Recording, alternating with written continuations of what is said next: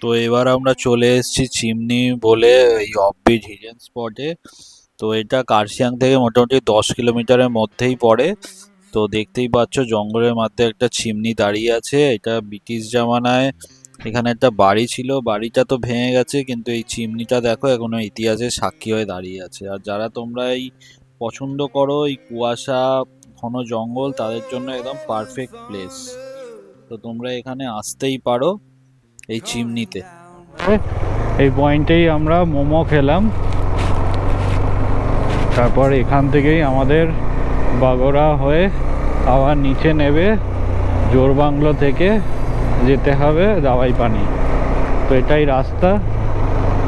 তো এটা হচ্ছে জঙ্গলের রাস্তা যেখানে আমরা ছবি ফবি তুলছিলাম। এখানটা একটু অফ রোড আছে, রাস্তা খারাপ এই রাস্তাটা। তো আর একটাও রাস্তা আছে চিমনি হয়ে কার্শিয়াং হয়ে, কিন্তু আমরা সেটা অ্যাভয়েড করলাম কারণ ওটা অনেক ঘোরাও হয়ে যাবে আর ভিড়ও থাকবে অনেক, একটু কনজাস্টেড কার্শিয়াং। তো তোমাদের আগের ভিডিওতে দেখিয়েছি। তো আমরা ওই জন্য সেম ওই রাস্তা দিয়ে আবার ব্যাক করে আমরা দাওয়াই পানি পৌঁছাবো। তো ব্লগের সঙ্গে যুক্ত থাকো, আর ভিডিওগুলো যদি ভালো লেগে থাকে অবশ্যই এটা লাইক করে দিও। তো এটা হচ্ছে সোনাদা, আর সোনাদা থেকে আমরা জোরবাংলো মোড় থেকে ডান দিকে নিতে হবে কৃষক রোডের দিকে। এখান থেকে আরও 8.2 কিলোমিটার দেখাচ্ছে জোরবাংলো মোড়, ওখান থেকে ডান দিক নিতে হবে।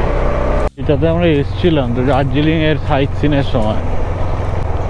আজ আর এখানে দাঁড়াবো না কারণ অনেকটাই দেরি হয়ে গেছে, কারণ আমরা স্টেতে লাঞ্চও বলে রেখেছি। তো ওখানে গিয়ে লাঞ্চও হ্যাঁ, করবো। পেট্রোল পাম্প আছে, তেল কি ভরিয়ে নেবো? আছে। চলে যাই, এখন তো 210 কিলোমিটার রেঞ্জ দেখাচ্ছে। এই ধরনের কন্টেন্ট পেতে আর রাস্তার নতুন নতুন আপডেট জানতে আমাকে ফলো করে নিও অথবা সাবস্ক্রাইব করে নিও। দেখা হচ্ছে নেক্সট ব্লগে।